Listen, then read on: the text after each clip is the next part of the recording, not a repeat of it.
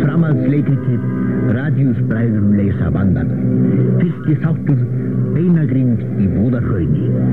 Þar sem okkur ber niður eru Radíusbræður þeir Steini og Dabbi í þann mund að ljúka velheppnaðri skemmtun á Ólafsvík. Þannig að það stýttist yfir allt gólfið og náði loks vinnukonunni upp í alla sem hljóp grenjandi út og sást ekki framar í sveitinni.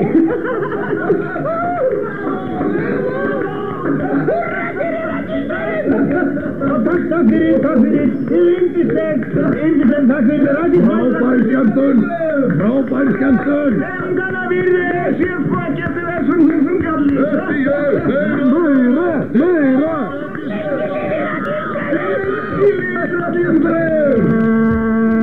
Þegar Radíusbræður koma inn í búningsherbyggi sitt bíður þeirra þar stúlka, ung stúlka í mikilli geðsæringu, holdmikill barmur hennar reis og hneig.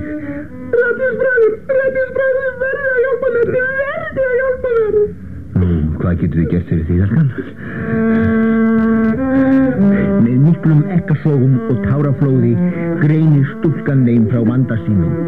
Föðurbróður hennar, Friðjóns gamla, hefur verið saknað í 23 ár stanslaust og leit og rannsóknumannsins í Ólafsvík, Óla, Rand, Rjúpna og Grenjaskittu hafði engan árangur borið.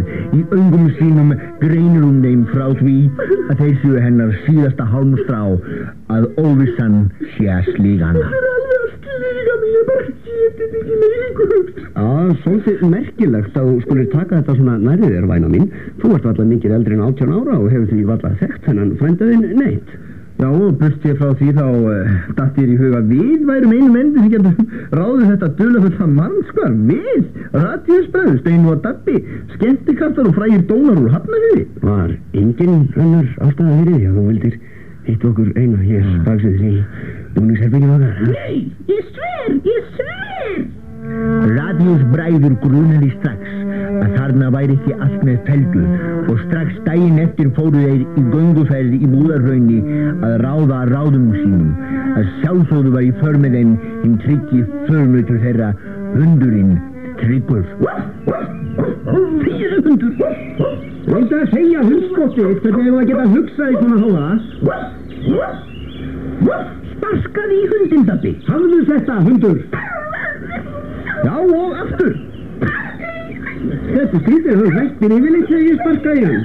Það er svo að hann fengið viður á einhverju. Já, það skildi það nú vera. Heyrðu, hvað er hér? Bak við þessa birkifylgju.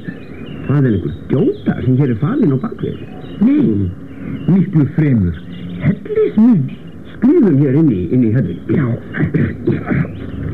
Nú erum við að brölta inn í þennan leyni helli hér í Búðahrauni. Heyrðu? Þetta er hvelfing hérna.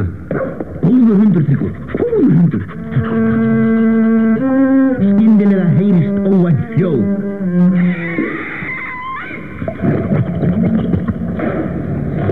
Dabbi súraði sig í skelfingu upp að Steina.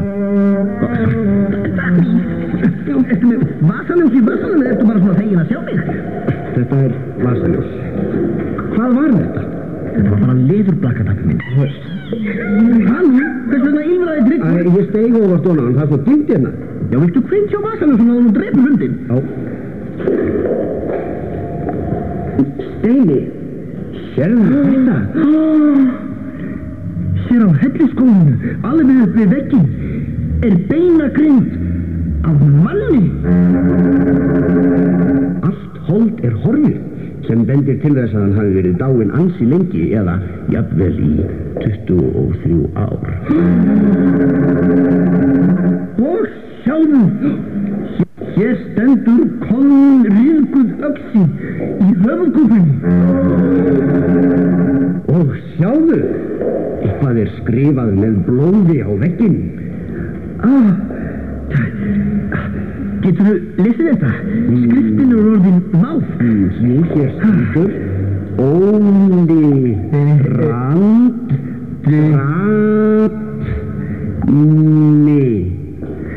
Hann hefur ekki náð að ljúka setningunni áður en hann